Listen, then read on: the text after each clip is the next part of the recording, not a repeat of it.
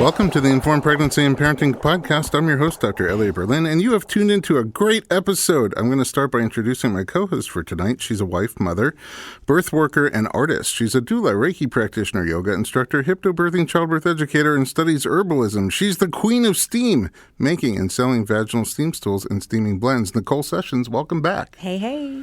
And our guests tonight are husband and wife and parents-to-be. Each of them is very accomplished in diverse areas, and my research on them for this episode made me both fascinated and curious to learn more. I'm excited to take our listeners along for the ride. Briefly, she is a media personality, tattoo artist, model, entrepreneur, musician, author, art collector, and now a very stylish incubator. Kat Von D, welcome to the podcast. I've never been called an incubator before. I know. I like it. You heard it here first. He is a musician, author, painter, sculptor, and seems like he's just warming up. Rafael Reyes, welcome to the podcast. Thank you, Dr. Berlin. It's really great to have you guys. Oh, it's great to be here. I had the pleasure of meeting you both and starting to get to know you about a month ago. And before that, I didn't really know anything about either of you. But one thing I can say for sure is that when you're both in the room together, including right now, the love and passion is palpable. It's not, it fills the whole space. You know what I mean? It's not that PDA over the top, gooey, affectionate, like physical stuff. It feels a lot deeper than that. And it's really beautiful to be around. Thank you. And it's made me aim for that in my own relationship. So, that makes me so happy. So thank you. Thanks. I want to spend the first segment learning more about you guys and your interesting backgrounds and how you got to where you are today. And then the second part, learning more about your pregnancy and your plans for childbirth and parenthood. So, Kat, I'll start with you. Sure. Back at the beginning, you were born in Mexico. Yep. But von Drachenberg isn't the most Latina-sounding name. Yeah, so my mom and dad are both from Argentina, and my dad was a missionary for the church, and so he traveled to Mexico and was building clinics in places where there was absolutely no clinics. And so that's how the three of us, my brother, sister, and I, were born in Mexico. So he comes from a German background, so von Drachenberg, which means dragon of the mountain. There's a castle outside of Cologne still that's a museum now, and overlooking the river that I still have yet to see. My grandmother has I've seen a slide of her standing in front of it, but yeah, I just always say I'm a mixed up Latina because that's really what I am. Because in Mexico, people are like, oh, you have an accent. In Argentina, people say, oh, you have an accent. So, but here you don't really have an accent. Yeah, I don't have a Valley Girl accent, right? No, not at all. Did you grow up in the Valley? No, I don't know why. No. I feel like if you're like talking about American accents, it's usually like cowboy or Valley Girl, right? So it's true. They're very palpable. South, the Southern. Yeah. When did you leave Mexico? We moved here to America in 1988, so I was 6 years old. Oh, really? Or 5 or so. Do you remember the first 5 years or some Oh, yeah, of it? for sure. I mean, Mexico was some of my favorite times of my life. I mean, they were just so simple. You know, we lived like on dirt floors that were like packed with water. Like that was, you know, my childhood pictures are me bathing in a bucket. And, you know, we didn't have running water and stuff. And that's what happens when you're going to a third world place where, you know, you're doing missionary work, you know, as my dad was. It's like you're not going to places that are posh and nice and, you know, beautiful.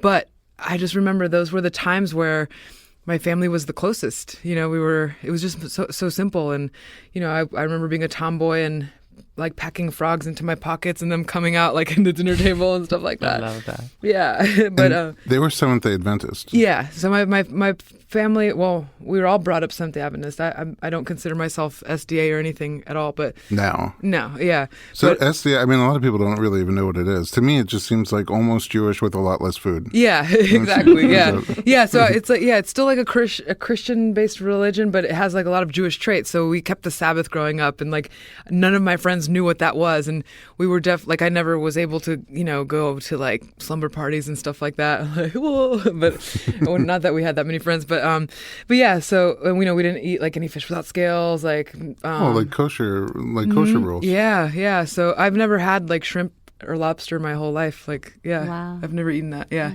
Well, And I'm vegan now, so I'm like, that's cool. It's not going to happen. Yeah. I've never eaten it either. And I remember when we were dissecting basically seafood in high school biology, like the lobster, one of the kids was like, oh, that lobster tail looks delicious. I'm like, oh, that looks terrible. But I guess if you haven't had it, you don't know. But, yeah, so it was quite a strict upbringing.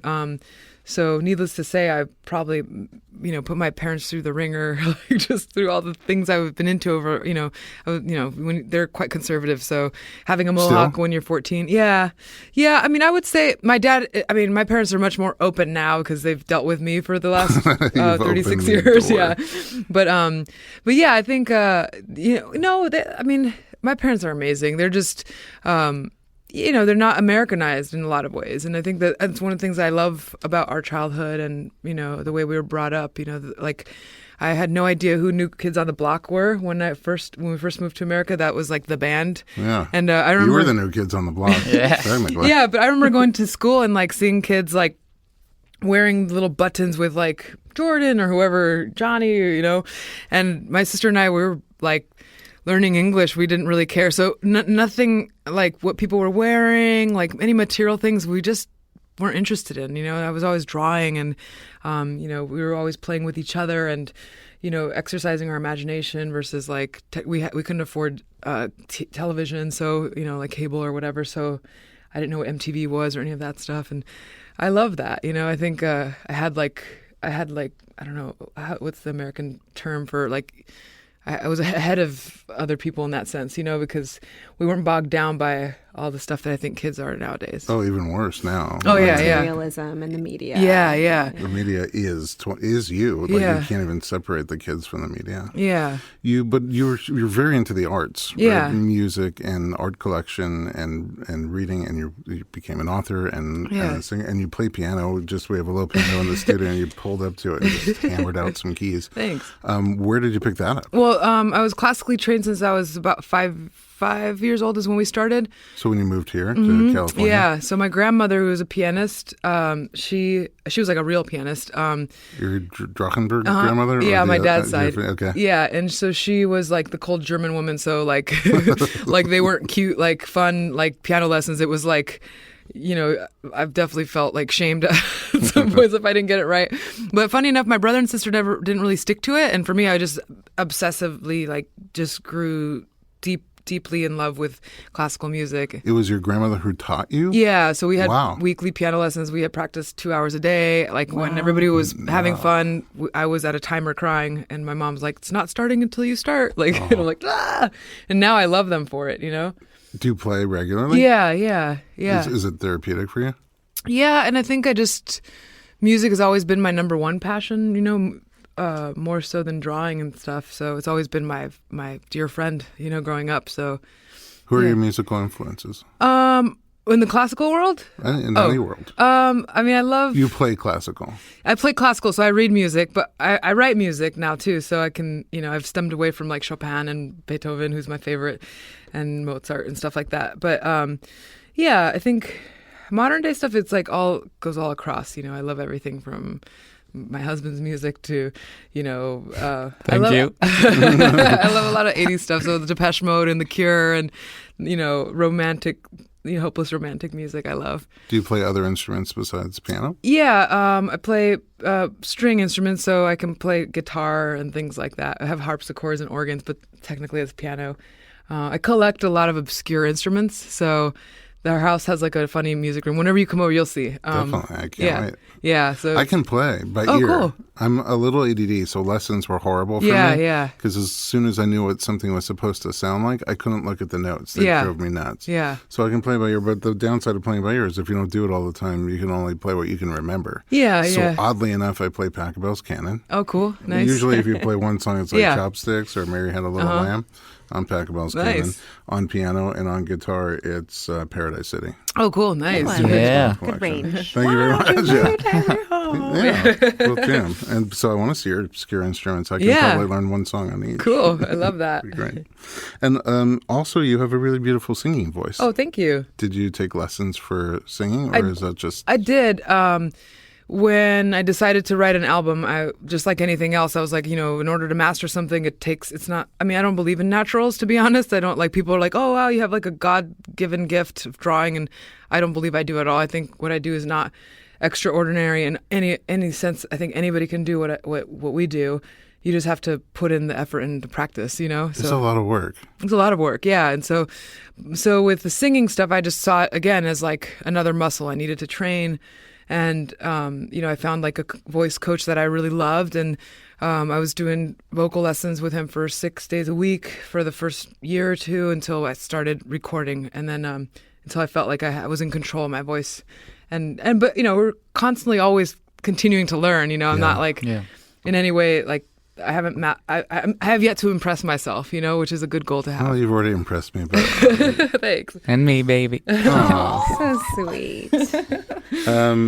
All right, tattoos. They're a part of your life. Yeah. When did you get started with tattoos? I started getting and doing tattoos at the age of 14. What was your first one that you got? I got an Old English J on my ankle for my first love. His name was James, and now I just tell people it stands for just kidding. That's what she told me.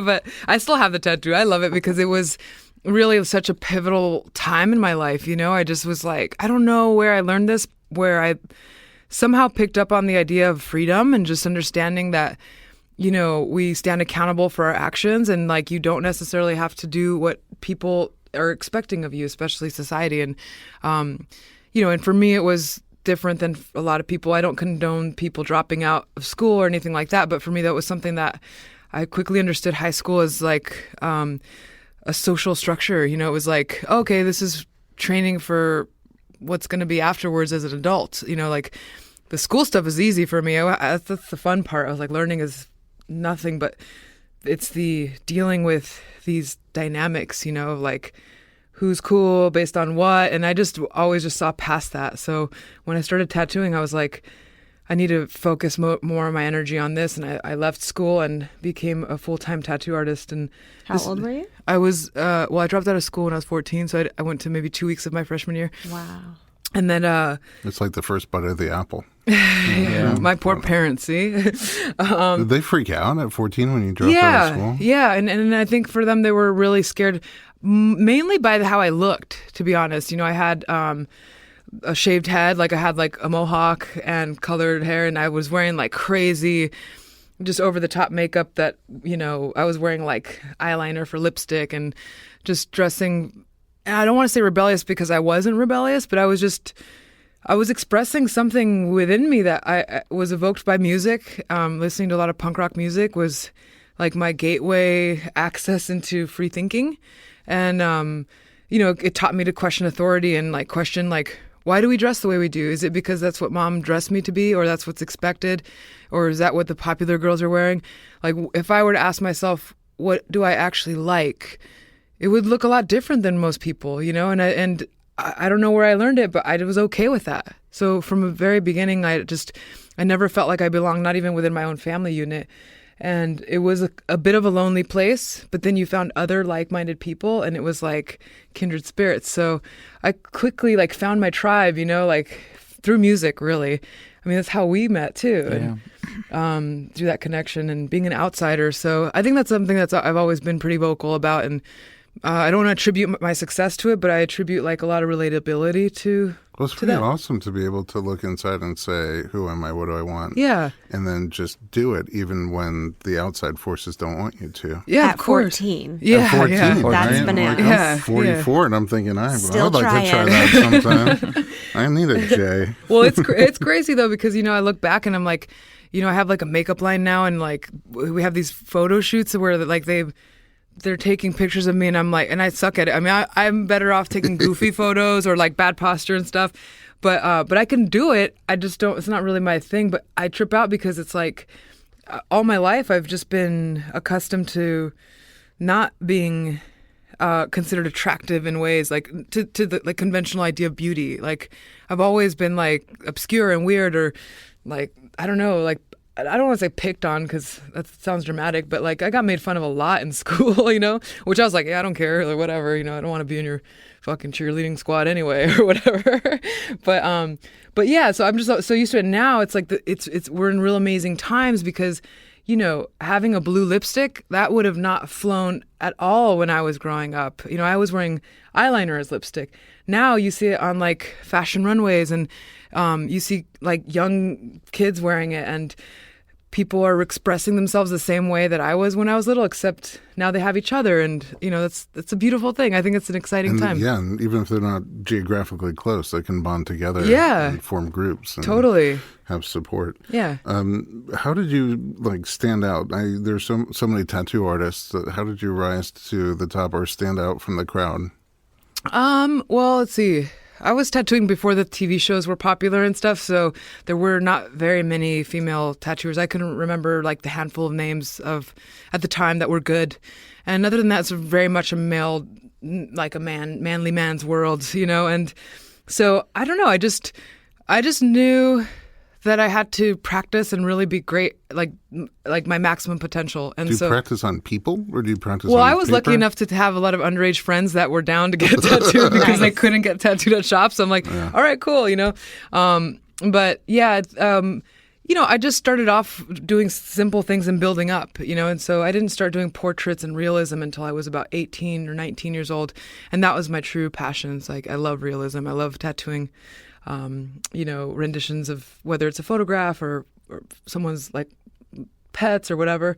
And really that's when I started connecting with my clients, because it was, you're tattooing portraits of people who passed away and things like that really connect you with people. Like it's no longer about the tattoo, and so, yeah, so I think that's kind of how it happened. Do you have favorite and least favorite tattoos on you? Oh, on me? I like all my tattoos, even the crappy ones, because I had like my mom tattoo me, who is not a tattooer at all, and it looks like a drunk 3-year-old did it, and I love it because it's my mom. Drunk 3-year-old. Yeah, 3-year-old wasn't good enough. It's a drunk 3-year-old. Yeah.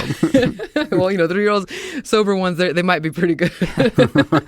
So yeah, but I don't regret. I think they're landmarks in time, and I think that. I have like exes' names and stuff like that I don't necessarily, they're not my favorite tattoos, but I don't look at them and go, oh, that guy cheated on me too many times. I think about like the time when I got him, and it was nice, and it was, there's a lot of learning that happened. And how many times is too many times?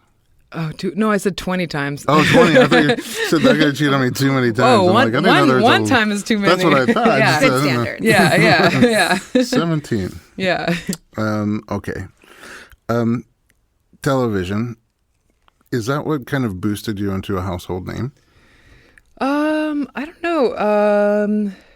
I mean, I assume so. Yeah, I think that was kind of like the platform that ended up reaching the masses, and then from there I built my own little empire, But I don't really like to give television credit because I was already super happy and successful prior to that. But in terms of recognizability, right? I mean, you have a very unique look, but also... Oh, yeah, of course. I mean... I always wonder what it's like to go from sleeping on a floor in a small town in Mexico to becoming recognized in public. Is that a difficult transition? I assume it would be for a lot of people. For me, I don't have that many friends. The friends I do have is a small amount, but they're really close friends and or my family. And like I've really been pretty vigilant about like keeping my circle those types of people. I think that it can be very easy to surround yourself with yes men or people who are hanging out for the wrong reasons, and I think that can be quite toxic, and it could be a tough transition. But I think if you're surrounded by people that genuinely care about you for who you are, not for stupid TV shows or money or any of like that stuff, then it makes it pretty easy, Do you miss being anonymous ever? Is it ever like, I just want to be... I don't know. I've had stars tattooed on my face like since I was like 17 now. So I feel like, I was always getting treated in interesting ways anyway. You're always noticeable. And not on purpose. Into the crowd. Yeah, which is weird because I don't... Like somebody on Instagram the other day commented like, why are you covering up so much? Is it because you're pregnant? And I'm like, no, tattoos are an intimate thing for me, which is funny because they're quite external, right? Like people see you and they're like, oh, like it's a good conversation starter. But for me, it's more like, oh, I got this for myself, and if I want to talk to you about it, that's cool. But I'm not into people grabbing my arms and wanting to like have that sense of entitlement. People do that? Just touch they you? used to. I mean, we don't get out of the house much anymore, but Yeah. But people do. People do. I bet Yeah. you do too, because you have tattoos all over your People head. touch me, yeah. Yeah. Wow. Which is gross. Yeah. I could only imagine. Yeah. You need a tattoo right here that says, But ask don't touch me. first. Yeah. That's right. Well- don't Consent. hands off. Mandatory. And I assume probably too, like when you have your baby, like I would get so freaked I out. have like my ninja hands up so quick. Right? People are always trying to touch your belly. Why do they do that? Entitlement. It's weird, right? Ignorance. It I doesn't don't make know. any sense. It should go the other way. If you're pregnant, it should be like that normal 4 feet Yeah. should now be 6 or 8 feet. But somehow Yeah. it's like, let me just touch or Yeah. Like if or I make were a to touch comment. like my friend's belly, like just period, like wow. it would be weird. Yeah. Like Super So a weird. total stranger who happens to be pregnant, Yeah. you would think even weirder. yeah. No, but it's somehow- like counterintuitive. Yeah. We are going to take a quick commercial break. Don't go anywhere. We'll be right back.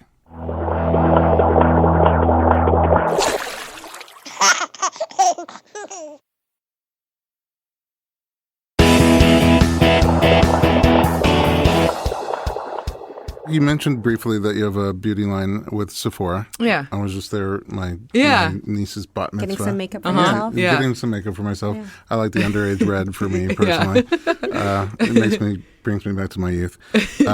But it's an insanely popular line. What's Yeah. different about your beauty line? Well, I think the beauty industry is always changing. So I think even as we speak, it's changing. So it's like 10 years ago when I first started the makeup line, there wasn't as many as there are now, and now everybody has a makeup line, which is cool. I don't have a makeup line. I I don't either. Yeah. You need to get on that. I'm just saying there's like a lot Like of brands. collaborate. I didn't mean it like that. There's so many. Yeah, and so I think when I first got into it, it was different because like I said, I came Pioneer, baby. You're a Thank you. pioneer. Thank you.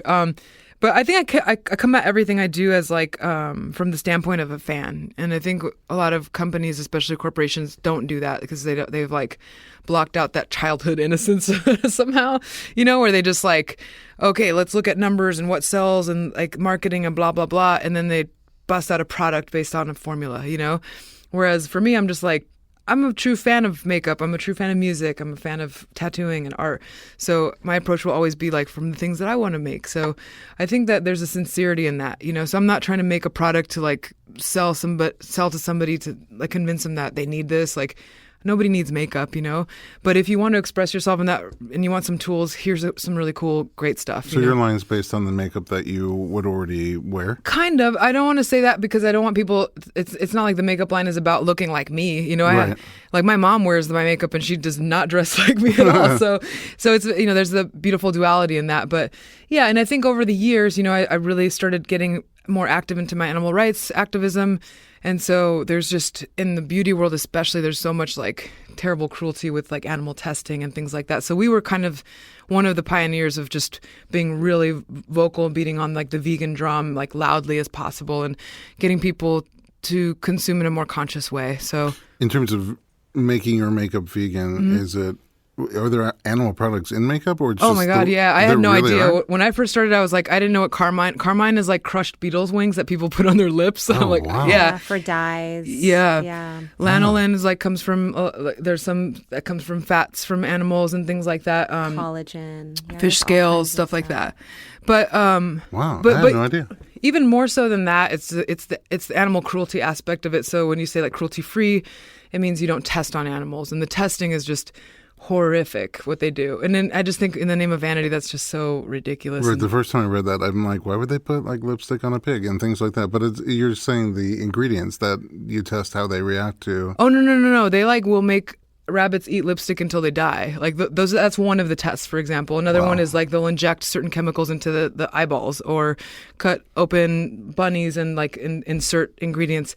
So it's like awful things like that. That Yeah. you never see. So like you course. just test out a lipstick and Yeah. it's like, oh, this is a nice color. Yeah, I mean, how many more things every time something new comes out, they have to test it again. So But how do you test for safety? I mean, I assume they're doing safety tests for humans. well, there's things that have already been approved, so it's like So you just use that. yeah, and also too, I think it's like the main thing about it is that it's a really huge industry in China, and so in order to sell in China, which is really big numbers, companies will say, okay, well, we'll test in order to sell in China. So they're choosing money over being able to say, hey, let's not sell in China, and we'll just continue to be cruelty free.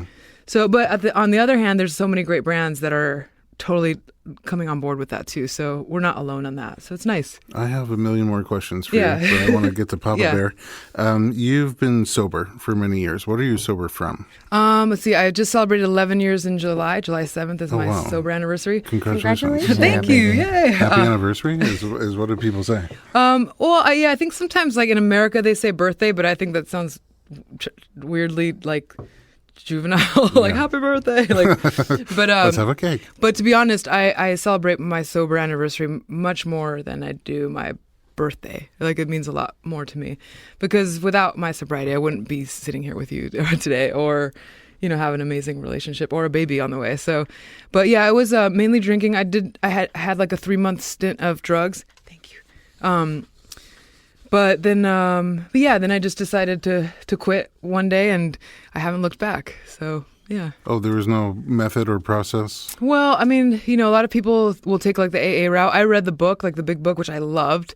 But I think for me, I'm a lone wolf in ways, especially therapy-wise. I love one-on-one stuff versus like group therapy. And to me, it works a lot better. And unfortunately, like my experience with some of the AA, and I don't want to bash AA in any way, but Alcoholics Anonymous is supposed to be emphasis on the anonymous part, but now with social media, it's just nothing's anonymous. And I really struggled with that, because I think becoming sober is like tough enough, let alone to have like people weigh in on that it's a hard journey. So for me, it was a lot easier to do it on my own. And I went through therapy and like read a lot of wisdom books and things, but the main thing was just filtering out like the friends that didn't really serve me in a positive way. So, which can be hard sometimes. Seems hard but healthy. Mm-hmm. Yeah. Do you? I mean, 11 years later, is it still challenging, or?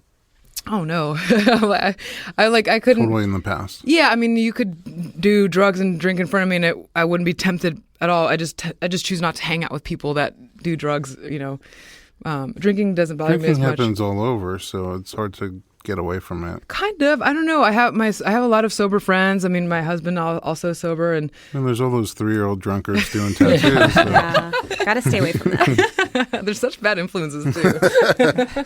All right, Rafael, you were born in Mexico. Yes, Dr. Berlin, I was. Tell me about your early beginning. Early beginning. Let's see. I was born in Mexico, Cotija, Michoacan, and my father left my mother and myself in Mexico behind so that he can come to the United States to pursue a better life for us. So he came. How old were you when that happened? Very young. I was probably like 1. Oh, wow. Yeah, so I didn't see my father until I was 4 years old when he sent for us. So he got himself established. Once he got established, then we came over, my mother and I. I was in the trunk of a car, so I was smuggled in. Sneak over. Yeah, I was smuggled in. And I was raised in San Diego, California. I went to school there. I went to Pacific Beach Elementary and dropped out of high school. I opened up a... yeah. We're living parallel lives here. I dropped out of high school really, really young, and I opened up a restaurant when I was 18 years old. The first vegetarian restaurant in San Diego. This was back in 91, 92. Very... well, it's not only young to drop out of high school, but to start a business and a food business, a restaurant business, which can be pretty challenging. And support his whole family, yeah. Yeah, where do you even get the know-how to do that? I started working really young. My father used to take me with him to wherever he worked, whatever restaurant he worked out, he would find a way to get me in there. And after school, I would go and work. So I started washing dishes and I started prepping. And then by the time I was 17, because I opened up the restaurant at 18, by the time I was 16, I did a mentorship at the place that I was working at, Ole Madrid, with this chef that had all these awards. He was like a big name in that world of culinary arts. And he taught me everything I knew at a really young age, and I actually ran a 5-star restaurant at a really young age. So then I wanted to do it for myself. I mean, the story is a little darker than that, what led me to running a restaurant by myself. But, not to dive in deep, I basically said, hey, you know what, I'm gonna do this on my own, and I did. For the restaurant's still there. It's been running for like 22 or 23 years. Yeah. I gave it to my brother. I want to say. Yeah, all three of your brothers work there, right? Yeah, I gave it to my brother like 6 years ago. I got myself in some trouble. My father and I were really close, but we used to bump heads a lot. So for are you similar to each other? No, not at all. Okay. Not at all. So it wasn't that bumping heads. My father. Well, you know what you have to understand. It's a soft spot for me. Yeah, to talk about my father, I will start crying. It's okay, but I think what should be noted is that and especially in Mexican culture, and this is obviously very generalizing. It's not in every family dynamic, but in Latin culture too, it's always like the eldest is kind of bestowed this responsibility of overlooking for the family. You know, so like if the father passes away, it kind of goes down to whoever the next kid is, and you were the I am the oldest. You're the oldest. Yeah, I am. And so when his father passed away, it was like I stepped up. Which is a lot to take on when you're that young. And interestingly enough, I know we're not talking about the pregnancy yet, but for us to for us to be going through this journey together now has been really amazing, because it's helped us reflect a lot on our own childhood and our own parents and how they raised us. And I mean, I'm sure that just happens naturally, right? Yeah. Yeah. And I think that's a really good thing. It's beautiful, right? Yeah, Some to healing. process. Yeah. Exactly. A lot of healing. Sets you up. Something I'm looking forward to. I have a daughter. I have my daughter's 24 years old now. Oh wow! And I had her when I was really young. I was 17 years old. But this is such a different experience now. Yeah, and I didn't get to be like a parent. Not only was I really young, but I was running this restaurant that I was working at. 7 days a week, 12 hours a day. So I mean, I was a provider, but I wasn't. But you're also 17, Yeah. So it's really mind blowing. I look at teenagers today. I know. It's I can't even get them to put their laundry in the hamper. So I'm excited. I'm excited for our pregnancy. Yeah. And to be able to do it differently. To be there and not have to worry about, oh man, I have to be at work. Because we're now financially and stable, and also and mentally older, too. It's mentally, different. Yeah. It's a whole different world. Yeah. Are you still connected to your daughter? Yeah, we are. I mean, we've had a small falling out, and we're trying to mend those wounds. But yeah, I love my daughter, and we were extremely close for a long time, and then we had a falling out, and it's been rough. It's been rough, but we're trying to work things out. You wrote a book, so Yes. and tell me what the book is about. The book is How old were you when you wrote the book? It was not that long ago. No, it wasn't. Yeah, it was like 2 weeks ago. No. The book, I want to say same, maybe like 5 or 6 years ago. Okay. Living dangerously. Actually, no. I think maybe 8. I think I wrote it in 2010. I had just gotten out of jail, and I wrote that book in jail. It was more of a practice. You see, when I was young, I saw a lot of therapists, and there was a lot of exercises that they taught me, because I was really angry when I was young. I was kind of for lots of different reasons. I mean, not to get too in depth, but I had some issues. A lot of it. I kind of come from a dysfunctional family and whatnot, but a lot of it had to do with the environment, and me also being from somewhere else and trying to adapt, to this whole new world. And I think I was being from Mexico and trying to adapt to San Diego. Exactly. And I think a lot of it was rough, and then until I acclimated. Once I acclimated, then certain things were already set in me. Already had my personality set in stone, and I because of it, I got in a lot of trouble when I was young, and even. I balanced it out. I did a lot of good things, but I also got in a lot of trouble, So I did things for my family to make them proud, but also did a lot of things that were the opposite. So Living Dangerously the book. is the book. Yeah, so I ended up in jail. And again, this book was just a practice from things that I learned in therapy, which was just kind of writing.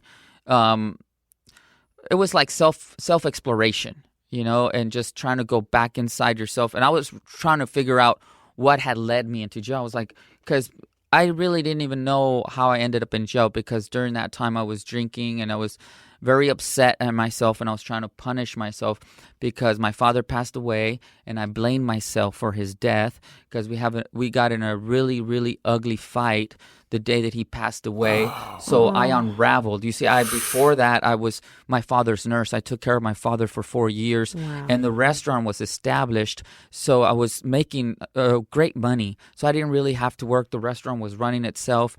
My father was in a nursing home, and he didn't want to be there. He wanted to be home. He was like, hey, if I'm going to die, I want to die in my house.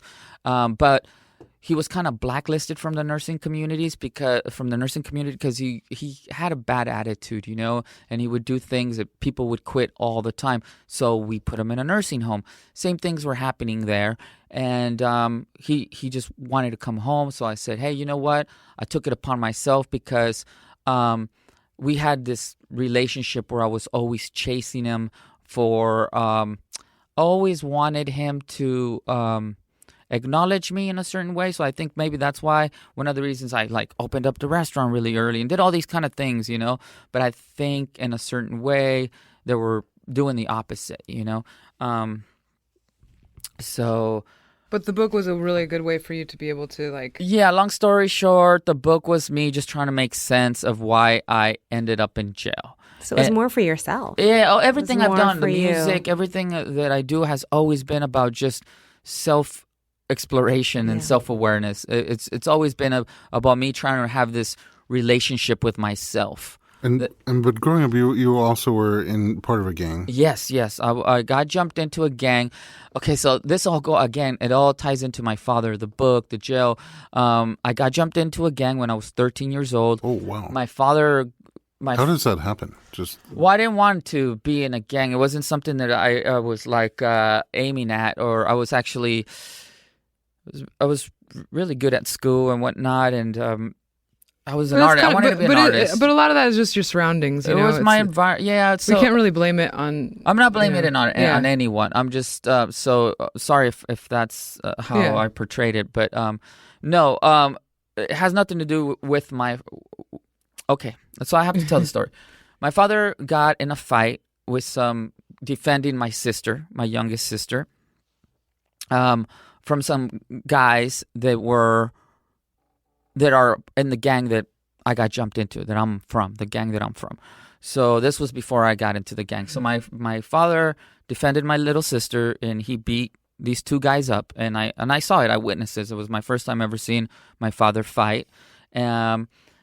So now I'm going to school, and in school I'm hearing rumors and talk. People are talking about the incident that my dad was in. My father defended my sister and whatnot, and he beat these two guys up. And some of the guys that I'm in school with, their older brothers aren't in this gang that I'm now in, or that I've been in since I was 13. But, I'm no longer an active gang member, so I'm not a gang member. I'm 43 years old. I don't, that was a long time ago, but I didn't necessarily get jumped out or anything like that. I just moved on, I'm just living my life. I'm married. So the word on the streets is that they're going to hurt my father. So it was a rival gang or the gang that I'm from are saying that they're, excuse me, because it's a sensitive subject for me, so sometimes it's hard for me to form sentences when I become emotional. But so a friend of mine, he's from the gang, his brother's from the gang, and he's the one that told me, hey, my brother and the friends are saying they're going to harm your dad. And I said, please talk to your brother for me and ask him if there's anything I can do for them to leave my father alone. He does. The next day in school, he approaches me and he says, hey, I spoke to my brother, and they said that the only way that they'll leave your father alone is if you join the gang. So that very day, when I got off school, I went to where they all hang out, and I got jumped in, and I joined a gang because I thought it would keep people from safe. hurting my father. Holy cow! And then after that, I just learned the ins and outs, and I did I became a gang member, and then I was always in, I like to say in certain interviews when people ask me, because the music that I make, because my life has really been like a kaleidoscope, so many different shapes and colors I'm grateful for it, but I really feel that that I've lived and I am living multiple realities simultaneously, So I hear that. That makes sense. So I know that sometimes people are like, man, you're almost like, I've been described as an enigma, because it's like, wait, you make this type of music that's electronic and it's gothy, but then you were in a gang and then you opened up a restaurant, a vegetarian restaurant at the age of 17. Yeah, I've experienced a cornucopia or a plethora of just different types of experiences. I'm grateful for all of them because they've really made me who I am. When did you start getting tattoos? Well, when I got jumped into a gang, right away. I got my first gang tattoo on my back, So which is also Sherman. like around 14-ish. Yeah. Yeah. Another parallel here. Yeah. Living parallel lives. Yeah, parallel lives with my wife. And you have a bunch of them. Do you also, I asked Kat, but do you have a favorite or least favorite? Yeah, my wife's name. I have her name on my cheek here. On your face. Yeah, my face. That was a birthday Catherine, present. Yeah. For you? Did you do it? No, I would not be so vain. No. I'm like, I know where I want to put my name on your face, right here. I was actually in Europe on tour with IMX, and then I was coming back like the day before my birthday, and you were going to pick me up from the airport, and then he showed up, and he had... I had it. Yeah, it was the sweetest thing. Yeah, and I didn't want to tattoo my face because, that's how I pay my bills. But I went for it. Is there, just out of curiosity, is there any part of the body you can't tattoo? Well, I mean, there's parts that are they're more resilient to the pigment. So, like the bottoms of your feet or your palms of your hand. I mean, I have my hand tattooed, but it's quite crude. You can't get very detailed just because it's just more callousy. So, so there's parts like that. But, but for the most part, You have a tattoo on it because I've seen it inside. Yeah. What about mucous membranes? Like I have the inside your of my vulva, I don't. your eyelid. I've done my eyelid on my eyelid, not inside the eyelid, but I don't know. I think as a tattooer, for me, I'd personally just like whenever I'm doing a tattoo, it's like asking yourself like to make sure the person's not going to regret it. So I think there's some ideas oftentimes like sound like a good idea and can easily backfire too. So I'd rather go to sleep at night feeling good, 100% that everybody I tattoo is going to be happy versus like taking a chance on. Do stuff people like put them on like private spots? Yeah. Yeah. I don't have it. I know. Me neither. Oh, look, I don't have it. I don't either. She's like, I do. I forget when I put on deodorant. But have you done them to people? I have. I mean, I've tattooed people in their private areas. Yeah. Men and women, both? Yeah, but it's not like, I think it's like, before it'd be like a very macho thing, like, yeah, I want to get a tattoo on my dick, and it's like, sure, man, like everybody says that, but then when it's time to do it, it's like, that's just, can you imagine the sensitivity and just how... Yeah, I can't even imagine it on my arm. Yeah, so. yeah. Is there a most sensitive place where you've gotten tattoos? I think it's, I mean, you know what, this would actually be... Because you have them on your head, which also looks pretty... Yeah, you actually would be a master at knowing this stuff, because it's really about nerve endings more than actual like fatty tissue. So a lot of people think, oh, I'll get my butt tattooed because there's a lot of fat and cushion there. But a lot of your nerves are close together. Totally. So it's actually one of the more sensitive places. Interesting. So so it's more based upon your nerves versus like your, muscle or fatty tissues. How much is in the way? Yeah. We are going to take a quick commercial break. Don't go anywhere. We'll be right back.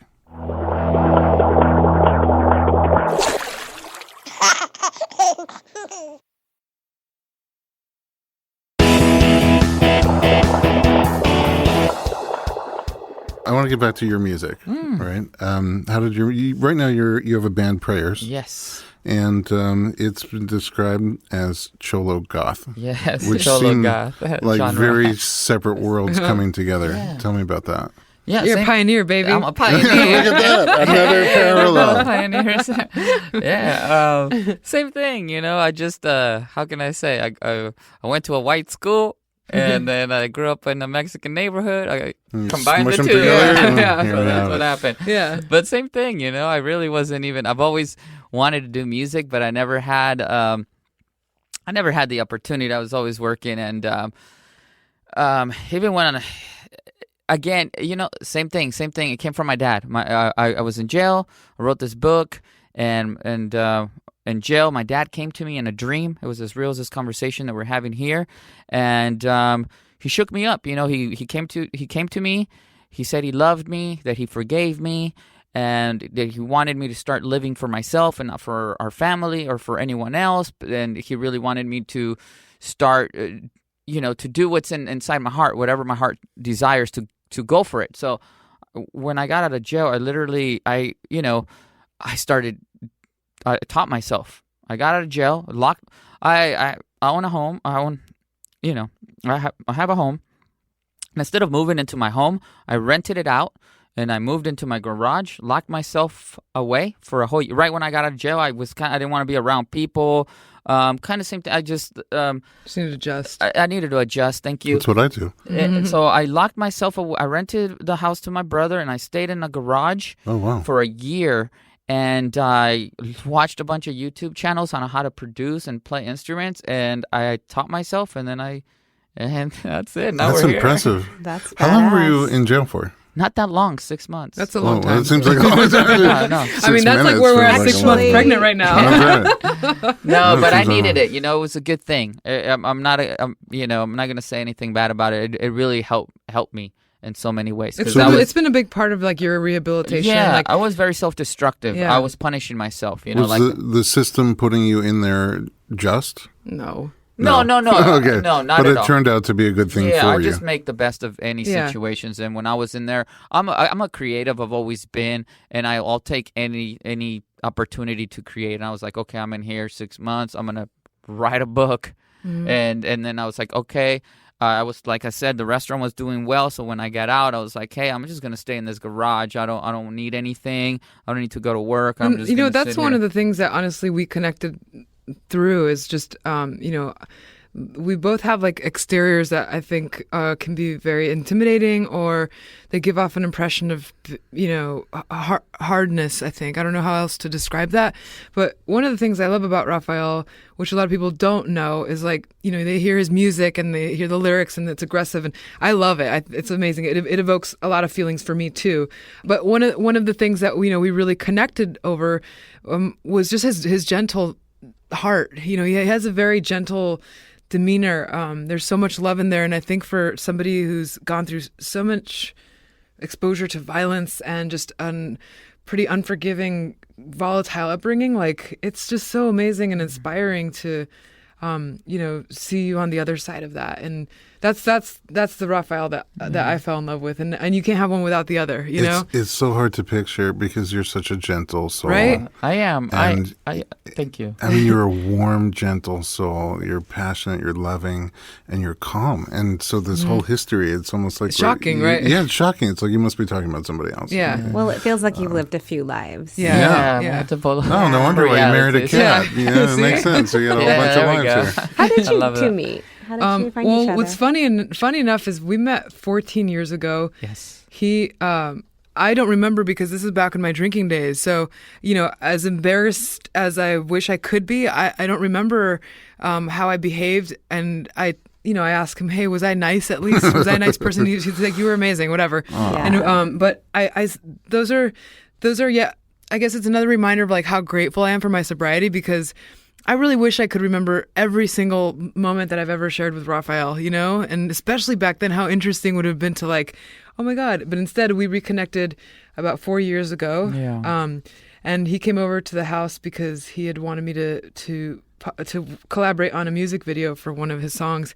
And And I'm usually like not into doing music videos. So I'm like, okay, they're either gonna cast me as a vampire or a biker chick or You're a drug dealer. typecast, Yeah. So I'm like, no thanks. But then, he shows up with this really refreshing, beautifully artful-minded treatment for a video, and I'm like, who is this guy? He's like everything that I love. Like I'm kind of the same, come from the same world where it's like I look white, but I'm Latina and I've never been accepted in both worlds. So I've always felt like a lack of belonging, and then this guy's like a mirror in like in the most beautiful way ever, and so we reconnected. At the time I was celibate, so it was like instantly friend zoned, and I assumed he had like this beautiful like Aztec warrior goddess girlfriend or something.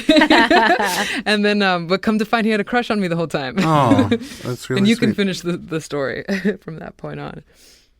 Yeah, that was pretty much it. The story's still unfolding. Exactly. I just want to ask you a couple more questions. We'll take a little break. Is there a message, overall message behind prayers and your music? Yeah, I mean it's about definitely about empowerment. I think and this might sound ridiculous, but it's like empowerment through vulnerability. Mm-hmm. If that makes any sense. And people have questioned that. They're like, empowerment through vulnerability makes no sense. But yeah, I mean, that makes sense to me. That's where it all comes from. A lot of the music and art, again, it's just about self-exploration and self-awareness. But it's dialogue that I'm having with those that have hurt me, and I know that I can't be in the same room with them.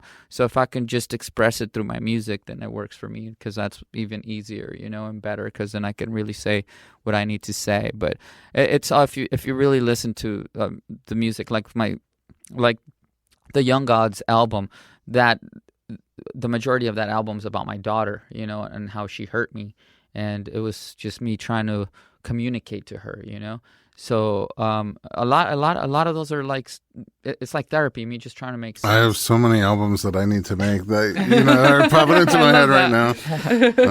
We should all make albums like that. And then also, in addition to your music, you are a painter and a sculptor. Yeah, a lot of it comes from like the DIY culture. I kind of grew up around that, where you just do it yourself.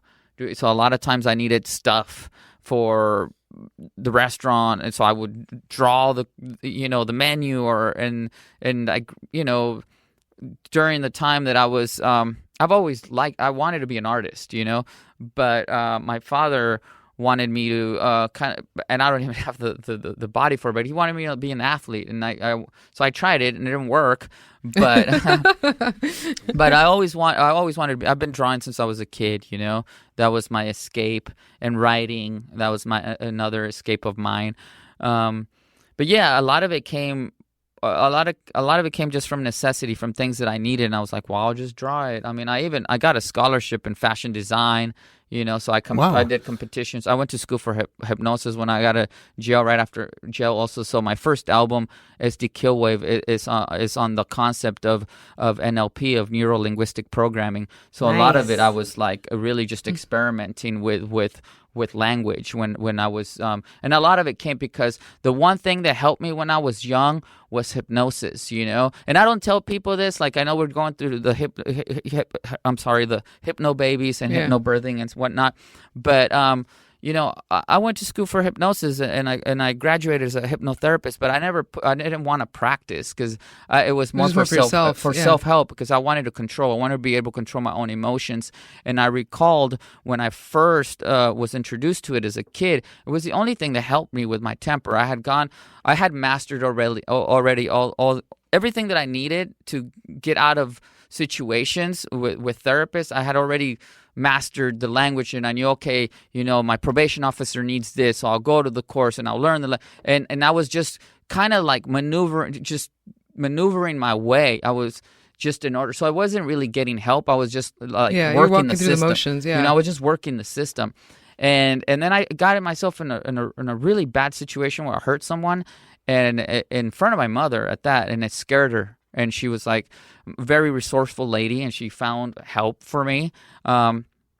And that's when I first got hypnotized, and we really got down to a lot of like the self-hate and the the pain that I was carrying with me, and it helped me. It really did. Like it gave me a long fuse, the longest fuse ever. And it wasn't until my father died that I unraveled. So all the work that I had done when my father died, it was done. My father just made it all, made me unravel. So then I went back into just being angry and self-punishment and self-hurting. And when I got out of jail, when I was writing that book, the book is cute. Only that book that I wrote is just a little small part of it that I wanted to share just for a whole different reason. I wanted to do something in my own way that was kind of like introducing certain people in my community into like reading and whatnot. So I did it in a certain way. It's fiction, right? But it's like loosely based on exactly life experiences. Yes. And so that when I got out, I did the music and I went to school for hypnosis. Again, it was just so that I can control my own emotions, so that like I would be able to go back into the world and not let it, destroy me in a sense, where I can have the tools that I need in order to just maneuver and get the things that I need in life. I was sort of having like an OMG, like I want to be hypnotized by you. So cool. I feel like you can draw the real crap that I've been trying to bury in there out. And I love you guys. Yeah, I know. Aren't they This is so so fun. lovable? Yeah. It's amazing. All right. I also want to know about your sobriety because you're also sober. Was that after prison as well? Yeah, that was actually before I knew I was getting ready to go. So as I was they were like, you're going to have to turn yourself in a certain amount of time. I fought my case for like a year because they were trying to give me 7 years. Oh, wow. But luckily, which is ridiculous for what I had done. You know what I mean? I threw a glass in a bar. I was in a bar and I threw a glass. And it just landed on a person. It hit the wrong person in the arm. And then they wanted to give me 7 years for that. Wow. It was insane. But luckily, I had money. So you can get a good yourself. lawyer. Yeah. And, if I didn't have the money, I would not know my wife. I'd just be getting out.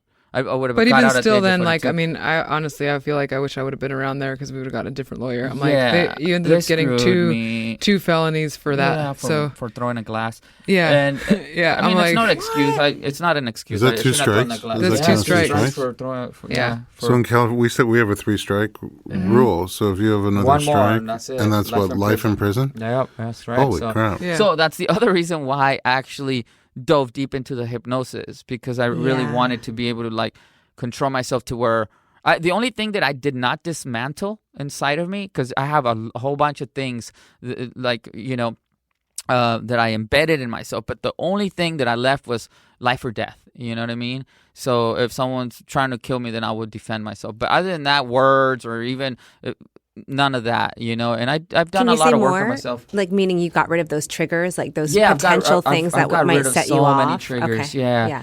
Yeah, and he still road rages though.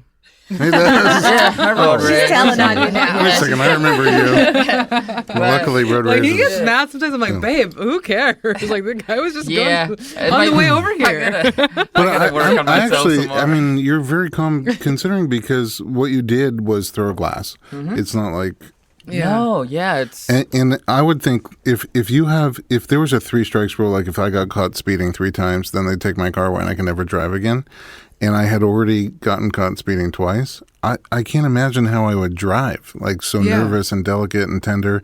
But this is like your life. One more just random thing, and that could be life in prison. Yeah. It is very scary. Do you feel that pressure on a regular basis, or no? Because you're such a. I mean, we're so square. You're so mellow. Yeah. We were literally vegan. Yeah, we're sober. We like volunteer at Farm Sanctuary. We hang out indoors most of the time. It's a whole new world. Yeah. All right. Tune in for part 2 of our conversation with Kat Von D and Rafael Reyes as we talk about their pregnancy, plans for labor and delivery, parenthood, and beyond on the Informed Pregnancy Podcast.